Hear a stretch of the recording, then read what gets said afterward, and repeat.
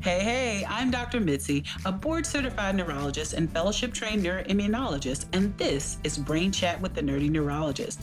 If you've ever left a doctor's appointment with more questions than answers, if brain health feels complicated, overwhelming, or full of medical jargon, or if you're just living with a neurologic condition and want more information that actually makes sense, you'll hear conversations with experts, clinicians, and people with lived experience in a way that's clear, practical, and human. No lectures, no fear-based information. So whether you're a patient, a care partner, or just a little brain curious, welcome to Brain Chat, and most importantly, let's get nerdy. Welcome back to Brain Chat, where we get a little nerdy about the brain, but we keep the conversation real.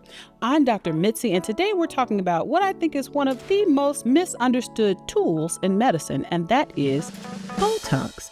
Oftentimes when we hear Botox, we think about cosmetic procedures or maybe your favorite celebrity that looks a little younger and a little more enhanced. But actually in neurology, we can use Botox for many different medical conditions, from chronic migraine to spasticity, as well as bladder dysfunction. And we can help people to feel better and function better with the use of this tool. Today, I am joined by two experts who are both board-certified neurologists and neuroimmunologists, Dr. Jakai McEwen, who is a neurologist at the Joy Life Wellness Center in Smyrna, Georgia, and Dr. Jacqueline Rosenthal, who is the medical director at the Andrew C. Carlos MS Institute at Shepherd Center here in Atlanta, Georgia. Welcome back to Brain Chat, ladies. Thank you. All right, so let's talk about Botox, right? So when you think broadly about neurologic disease, why is Botox such an effective tool across so many different conditions?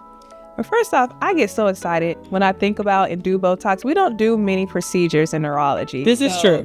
Anytime, I'm not an EMG girl, but anytime I get to poke or anything, it makes me happy. And then, that's kind of weird. I'm sorry. I enjoy it. But it's so important because it allows us to kind of bring function and quality of life back to our patients. There are a lot of different conditions that we'll talk about today, I'm sure, that really can affect quality of life and make life really difficult. And using Botox can help to improve all of those things. Mm-hmm. So tell us a little bit about what Botox is doing, right? Because when you hear botulinum toxin, it is a toxin, right? And so it can be kind of scary when we're like, why are you giving me a toxin? And what is this doing to my body? So what does Botox do at the nerve level or at the muscle level? Right. So Botox is the chemical that we use for when we're doing it for procedures is different from what happens in your body if you get tetanus per se. Mm-hmm. So that comes from a bacteria, it's systemic, it's not localized. Mm-hmm. But with Botox, there are different types of Botox. So we'll say botulinum toxin. What it's doing in particular, there's a chemical or a neurotransmitter in your body that is released from the nerves and it attaches to the muscles. And essentially what it does is it causes the muscles to contract.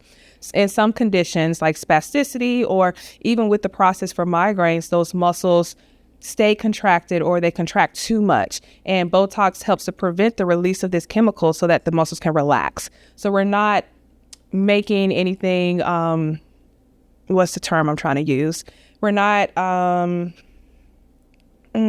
freezing. Thank you. There you go. Yeah, thank you. We're not freezing the muscles. We're just relaxing them. So. Mm-hmm. So I like that. So basically what we're saying is that, in some neurologic conditions, there's an imbalance, right, between muscles that are supposed to relax and ones that are supposed to contract. And so you basically have too much tightness. And so Botox, even though it is a toxin, relaxes the muscle and allows that person or that condition to be improved so that people have improved symptoms and have a better quality of life. So why is localized treatment so helpful? And you alluded to this in the last question. So we want to make sure we're not giving this through the whole body, which would kill somebody. So why is it important to localize the treatment? So for certain things, a lot of times even before we get to Botox, we try maybe pills that have more of a systemic effect on the body. They can cause symptoms for patients like drowsiness and In order for those medications to be effective, you need to take a higher dose, and that higher dose causes more symptoms. So when it comes to using Botox, we can target a specific area. And for some conditions, we'll talk about spasticity later, but maybe we don't want to loosen an entire arm. We might want to just relax the hand. And so we're able to target that specifically, and also kind of give different amounts of Botox so that we have different levels of flexibility or relaxation. So when we're thinking about explaining the mechanism, how do you talk to patients about it in a way that's accurate but not overwhelming? I present it as another tool in the toolbox. And I think, as we're speaking about earlier, there's a lot of, complicating factors sometimes and other medications, and you want, again, that localized treatment offers a benefit. You don't have to worry about maybe medication interactions depending on what they're taking. And so I present we talk about the procedure, how it works, and potential side effects, advantages and disadvantages potentially. But again, I present it as another treatment modality that you could consider in light of that goal, increased quality of life. Right. And so when we're talking about localized treatment, we mean giving something specifically at a muscle level or in an extremity or in a certain place versus giving you a pill that you take by mouth, which goes through your whole system and can affect you in different ways. And so again, when we talk about that localized treatment, as you said, it can keep us from having some of those what we call systemic side effects of medicines, but still be able to improve how you feel on a regular basis. So let's talk about migraine. All right. So we know you love doing Botox for migraines. So when do you start thinking about Botox as a treatment option for someone living with chronic migraine? So I think it's important to first give, what is the diagnosis of chronic migraine? So to even get this approved through insurance, they have to meet certain criteria. So the diagnostic criteria for chronic migraine is that you must have at least 15 headaches within a 30-day period, and at least 6 to 8 of those have migraine-like features. So occur on one side of the head, pounding or throbbing in nature, sensitivity to lights or sounds, nausea, vomiting, all of those type of features. So once you meet that criteria, then oftentimes you're a good candidate for a Botox. I usually will kind of try different oral medications first before going to Botox, or there could be other conditions that can trigger migraines for people. So there is a nerve that comes up the back of your head, and as that nerve comes through the muscles in your neck, if those muscles are tight or tense, it clamps down on the nerve, and that can cause headaches in the back of the head that can trigger a migraine. Or if someone has TMJ, the muscles in their jaw are tight or tense, or they grind their teeth at night, that can also trigger migraines for people. So I might consider doing Botox earlier in individuals who have those type of symptoms. But a lot of times insurance does unfortunately dictate when we're able to use it in the process of treating migraines.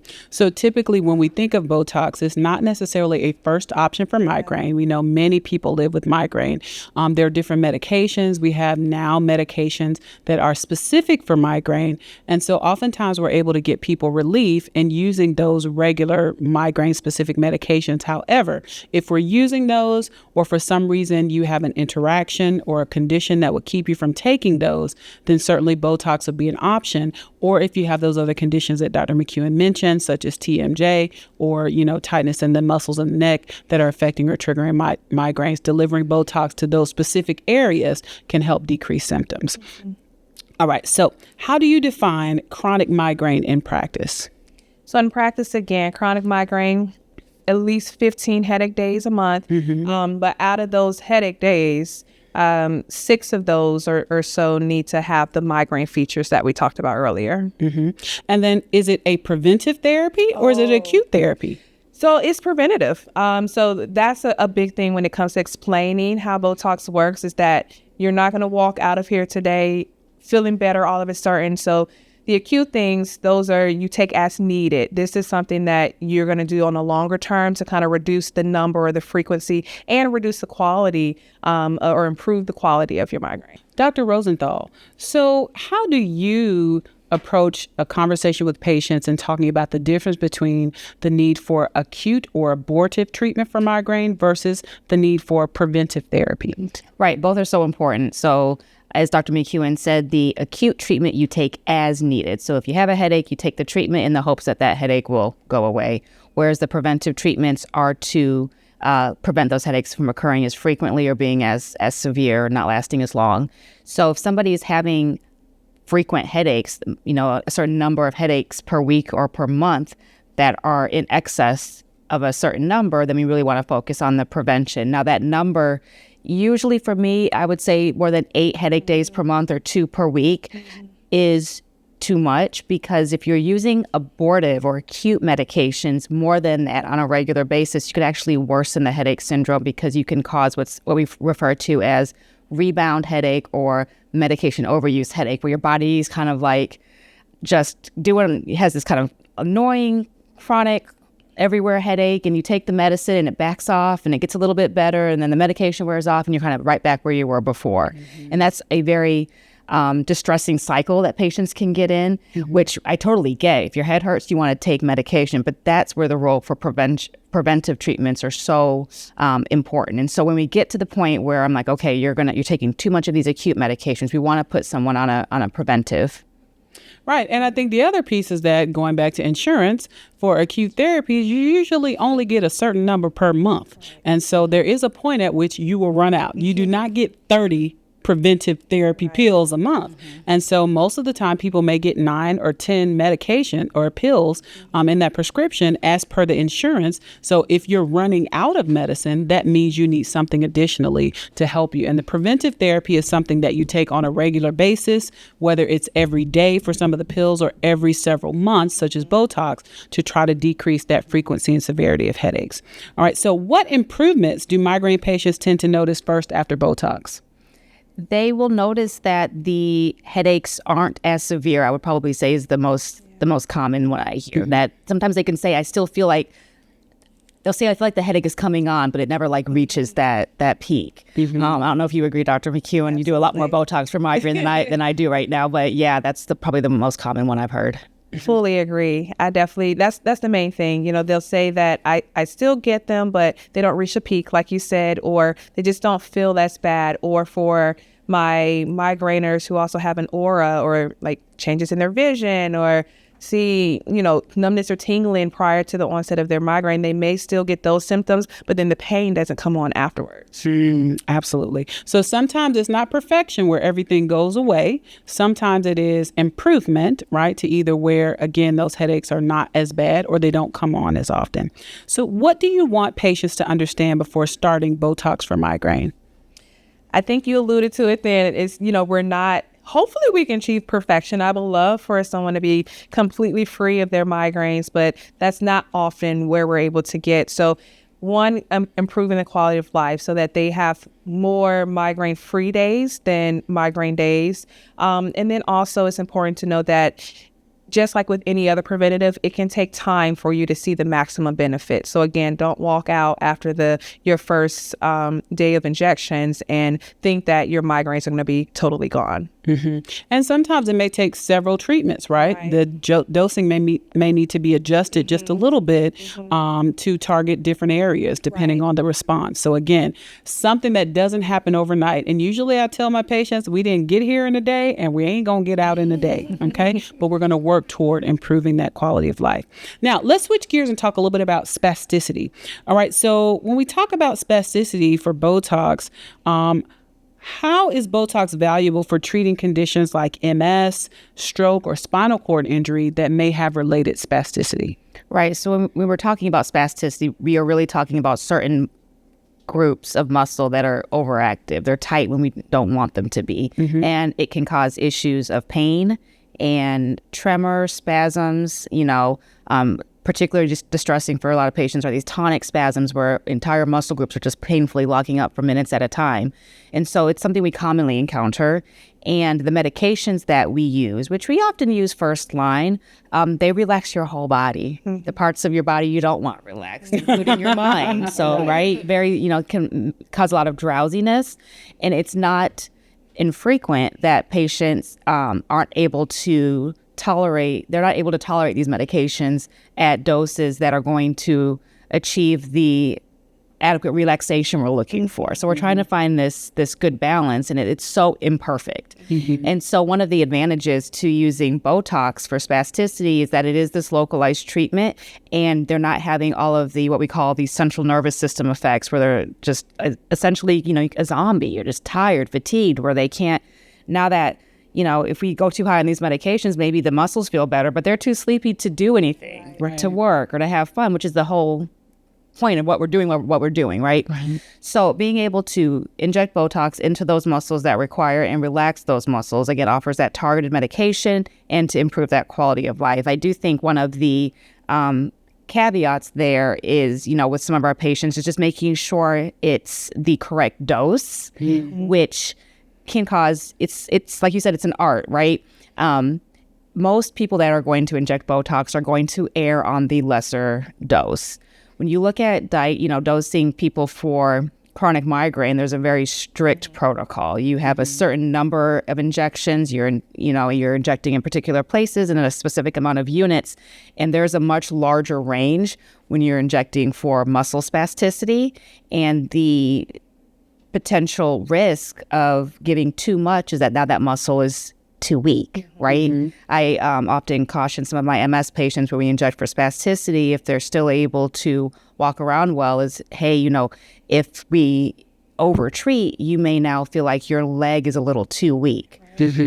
So that's important, because most people, when they're injecting, because they don't want to overtreat, they may not get the full benefit that first time, but you rather undertreat than overtreat. So it is very much a process, but it does allow you to find what works for that person without having all of those whole body side effects that can be just equally distressing. Yeah, and I think a lot, like with treating MS in general or other chronic neurologic conditions, sometimes we're kind of walking a very fine line, right? We want to make the symptom better, but we don't want the treatment to be worse than the symptom. And with spasticity, with that over activity of the muscles, sometimes people who have weakness need a little spasticity to be able to stand. So we don't want it to completely go away, because then your legs won't hold you up when you try to stand up. So we have to walk that fine line to make sure you have enough to be able to support yourself, but not so much that it's causing severe pain and discomfort so that you don't want to move around. And so, absolutely. I was going to add that on the flip side of that, we do have patients that have had stroke or MS or other neurologic conditions who maybe aren't up and walking around, and maybe non-ambulatory, who experience spasticity so much that they can't extend their arms or legs. And in that case, we're doing it not necessarily to promote ambulation, but to just help with quality of life, hygiene. Can you imagine, like, if you can't extend your leg, just having someone kind of help with bathing or getting in and out of a vehicle, and all of these little things that we take for granted, that Botox can help as well. Yeah. So go a little bit more into detail about that. So how can treating spasticity change daily activities for patients and for caregivers? So just that, those activities of daily living, again, the simple things.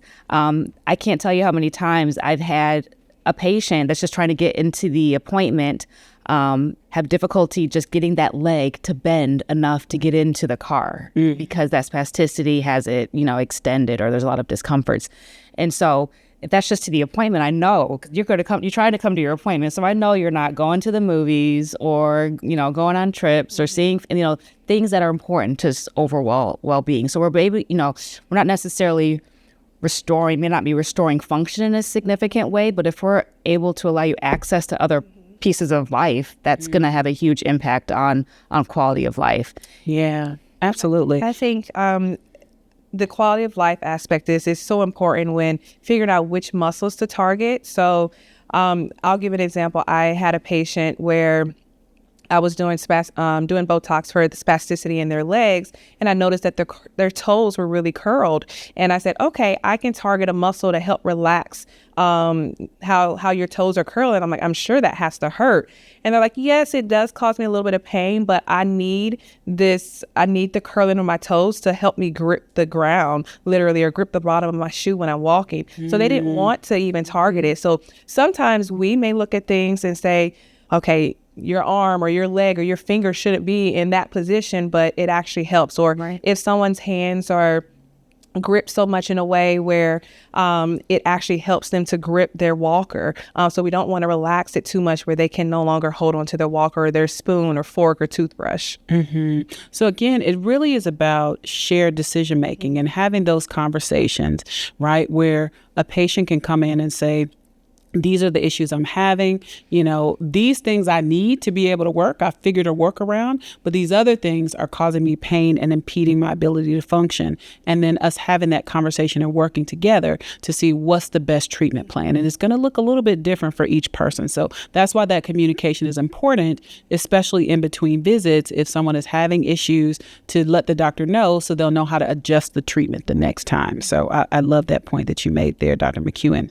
So what else or what other conditions has Botox been used for that you feel like has made a meaningful difference for patients with neurologic disease? Absolutely. So there's some things that I forgot about the use for Botox for. You can use Botox to help with excessive secretion. So say in maybe a Parkinson's patient where they may produce too much saliva, or even in a patient who's had a stroke or Bell's palsy where they can't move one side of their face, if they're producing too much saliva, we can do Botox to help reduce that. So it can help you stop drooling. So that's what we typically think of. So excessive saliva means drooling. Okay. Now we're not talking about drooling when you sleep, right? We're talking about when you're awake. All right. But so sometimes those neurologic conditions where you have weakness, you can't swallow, right? So you can't swallow it back down like you normally would, and it kind of pulls in one place. And so we want to make sure that we can decrease that so that people can go out and not feel embarrassed by how they look if they're drooling or if one side of their face doesn't move properly. Okay, Absolutely. Go ahead. No, thank you. Another common thing that we see is what we call cervical dystonia. So basically it's a fancy term for the muscles in your neck are too tight. And so if you've ever seen someone with your head kind of tilted a little bit to the side, and sometimes those muscles are so tight. I explain to my patients, everyone has seen a kid that gets like excited and they're just like, oh, they're like clenching their face. Imagine your muscles are so tight that it's constantly doing that and causing your head to be stuck in a certain position. So we can do Botox to help relax those muscles so that can improve cosmetic things. You want your head straight, but also it can be very painful. So that can improve pain for them. And Dr. Rosenthal, give us a couple other ways that we can use Botox for other medical conditions. Yeah, so our urology colleagues use it a lot for bladder dysfunction. So by relaxing the bladder itself, trying to help with individuals that are, have problems maintaining bladder control. They are used for, Dr. McEwen had mentioned Bell's palsy and the saliva aspect, but also sometimes after someone's in Bell's palsy is when the muscles of the face are weakened. When it tries to heal, those nerves will grow back abnormally sometimes, something we call aberrant regeneration. And so they can sometimes over-innervate the muscles of the face now, and it can pull in ways that can be uncomfortable or twitching and that sort of thing. Right. So like you'll smile and your eye will close, so those nerves will grow back improperly. And so you need to relax something else to make up for that. Definitely. And then another one that I think we've all experienced from time to time is when the eyelid muscles start twitching. You can feel it. Sometimes people can't see it, but it's that twitchy, which again, lack of sleep, too much caffeine, stress. Looking at those screens, absolutely. all of those things can make your eye twitch. So don't go in the doctor and say, my eye's twitching, I need Botox, right? But it's a specific condition. But sometimes it'll just stay there, right? Can you imagine it's just constantly twitching or it's making the eye close? And Botox can be helpful for that as well. And also for excessive sweating, okay? So that's another one that Botox can be used for. So again, so many different ways that it can be used to be medically helpful that maybe people aren't aware of or need to talk with their team about. So why do all these unrelated conditions respond to the same treatment? Because kind of they all have the same underlying cause. So the nerves are overexciting the muscles. The nerves are doing too much. And so if we're able to address those things, just relaxing the muscles, we're able to address all these various different conditions. Okay. So let's get into the nitty gritty. All right. So you've gone to see your doctor. Your doctor says, I think you need Botox. Maybe they do it in the office. Maybe they don't. Either way, you're not going to get Botox at your regular office visit. You're going to have a separate specific visit for Botox. So what does that visit look like? So for both migraine and spasticity, I can speak directly to those. They're in-office procedures. You come in and they're not necessarily sterile procedures, but we will use an alcohol swab to clean the skin. And with migraine, there are 31 sites. I know we talked a little bit about particular sites that you use. There are 31 sites in the head that we inject into. And then for spasticity, whichever muscles are the most bothersome, we can use that.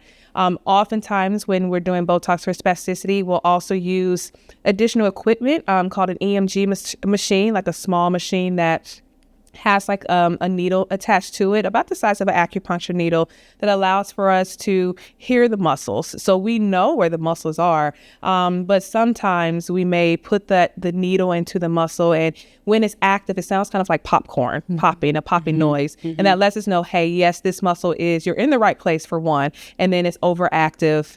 Inject here to kind of calm it down. Sometimes you may think that a muscle is involved in whatever's bothering the patient, and then you put the needle there and it's very quiet, so you might not want to inject there because that could make them weaker than we want to. So the EMG is specifically for Botox treatment for spasticity, but not necessarily for migraine, because there are areas that are outlined that a person is supposed to be injected for migraine. Right. All right. So across all these uses, when should people realistically expect results to start, right? So the day you get it, you don't necessarily walk out and say, headache is gone. When should people start to see results? Now, of course, some people swear they notice a difference the next day, but most of the time, the average person, or like those neurotransmitters or those chemicals to kind of calm down and not attach to the receptors. Most of the time, it takes about 6 to 10 days before you'll see kind of the maximum benefit. And then it will typically last for a couple of weeks. And then as those nerves endings regenerate themselves, the Botox will wear off. And then that's why we repeat every 3 months. And so how do you decide if it's working well enough to continue? You ask your patient, how many migraine days are you having now in comparison to before? How often are you needing to use that emergency or acute medication? And then when it comes to spasticity, again, asking, do you notice a difference? Whether it's asking the individual, are you better able to move your leg or do this, or asking a caregiver, are you having an easier time opening their hand to clean their hand, or to even, spread their legs to kind of help them with their hygiene. So it's mainly kind of asking. And then, of course, exam. We can't examine as much for migraines, but for spasticity, we evaluate the muscles. We have a modified Ashworth scale. So we have an actual scale that we use, and we compare that from visit to visit to see if there's been a change. What are the myths or fears most commonly that you hear about that prevent people from wanting to try Botox? I'm laughing because when you said 31 sites, the patient like 31 sites. Listen, I have had it. It is not fun. I won't say 0 out of 10, but I'll say about a 3. Do not recommend. But I mean, if it helps the headaches, it's important, but it is not pleasant. So I usually say if somebody's going to do Botox, they really got some bad headaches. You're not going to take Botox just for fun, okay? Because it's not fun. All right. So what other myths or fears do people have? That it's going to freeze their faces. All right. Okay. I try to say, what do you look like at rest? If you don't like your face at rest, then maybe you won't like it with the Botox, but it's not gonna create frozen areas of facial expression. I forgot what that movie was. There was a movie out there where someone had Botox, and maybe that's where the patients get it from. Someone's face was just frozen in a god awful way, but no, it's not going to freeze your face. And so those are probably the more common ones. There are some patients who, for migraine, for example, that I injected in the past that said, I really didn't like that it in that particular site. And so I do let them know too, things can be modified. And so that's probably another one. Yeah. I think another thing that can be a barrier is people feel like it's a last resort. Right. They feel like, oh my God, like this is the last thing that we can do. I want to make sure that I'm doing everything else first, because if that doesn't work, there's nothing else. What do you say or respond to that? A lot of times that we just talked about this, that people will think that is something permanent, or that is something that can cause actual changes in your facial features or different things. So kind of making sure that we're addressing that and letting them know that this is not permanent. That's why we do need to do this every 3 months.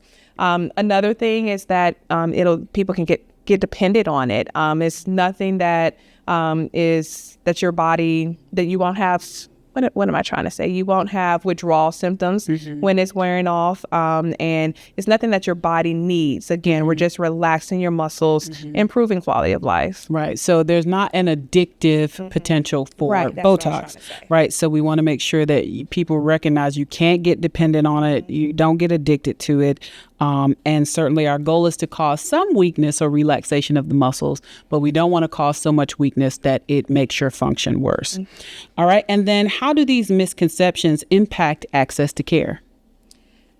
One, that they're just scared to ask about it. They may have heard about it and don't think that it's for them or that they're a good candidate for it. And then these are procedures that not everyone do. You do need to be trained on it. And especially with spasticity, you want to make sure that you're very knowledgeable of like where the muscles are and how to measure the I guess the spasticity or the tenseness, the tension in those muscles. So it can be just not having access to that particular care because no one in your area does it, or a lot of times just not thinking that you're a good candidate for it. And I think that this is also where it's important to continue to do research and learn, continue to go to programs where you hear about different treatments and other ways that symptoms are treated, because I often will have people that will come to me and say, hey, Dr. Mitzi, I heard about this. And I'm like, oh, yeah, let's talk about this. So again, you can take as a patient some of those issues or questions to your doctor, and then they can say, I don't do that here in my office, but I can send you to the person that does this, for an evaluation to help you figure out if that's the right treatment path for you. All right. So we're coming up on the end of this episode, and in Brain Chat, we like to do our lightning round at the end of every episode. So we're going to start with you, Dr. Rosenthal. When you hear medical Botox, what's the first word that comes to mind? Migraine. What is the biggest misconception you hear about Botox for migraine? That it's going to change your face. What's the most common reaction you hear from Botox after successful Botox treatment? I wish I would have tried this earlier. What's one expectation you always want to set before a patient starts Botox? That this can take several rounds before we get the max benefit. Right. And several rounds, meaning 3 months in between each round. Okay. All right. True or false, and why? Once you start Botox, you can't stop. That is false. You can always stop, and your face will not be permanently changed because of it. Okay, gotcha. All right. Or whatever muscle was injected. Right, exactly. So not a permanent change, right? Which is why it needs to be repeated.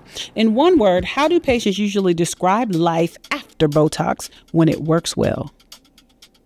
Different. Good different. Okay, I was about to say, okay, good different or bad different? Okay, good different. All right. And what's the one thing you want people to understand about Botox as a medical treatment? That it should be entertained just like any other medical treatment. I know we've been conditioned to think of drugs as being something we take as a pill, but Botox just is also in the toolbox. Good option. Right. So I think, again, one of the most important things is to be open. There are many different ways we can treat symptoms. With chronic neurologic conditions, there are some symptoms that we have a lot of different ways to treat. And unfortunately, there are some that we have no ways to treat. But if there are many different options, at least talk to your doctor about those options and see if maybe that one that was not at the top of your mind might actually be the best path for you. So this has been a great conversation about the medical uses of Botox. Thank you so much to our guests for joining this conversation because we ultimately want people to have symptom relief, but we also want to improve function, reduce disease burden, and help people to live more fully with chronic neurologic disease. If you enjoyed this episode or you learned something, please share it with a friend. Subscribe to the Brain Chat podcast on YouTube. Also, you can follow us on social media at The Nerdy Neurologist or follow the Joy Life Foundation for more educational programs like this. And most importantly, stay curious, ask questions, and take really good care of your brain.